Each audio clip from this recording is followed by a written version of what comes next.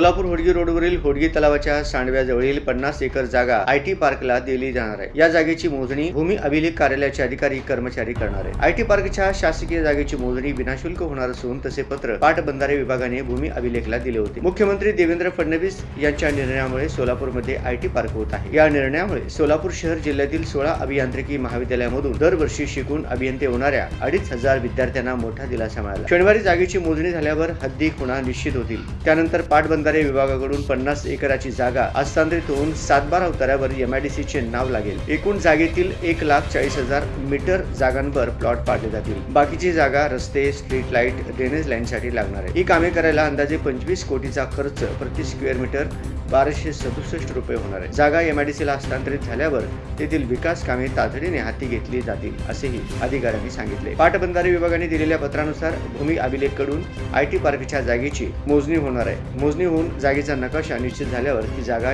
MIDC ला हस्तांतरित होईल। त्यानंतर तेथे रस्ते, स्ट्रीट लाईट, पाणी, ड्रेनेज अशी कामे होतील। ही कामे झाल्यावर प्लॉट पाडून इच्छुक उद्योजकांना जागा दिली जाणार आहे अशी माहिती सोलापूर MIDC चे प्रादेशिक अधिकारी शिवाजी राठोड यांनी दिली आहे।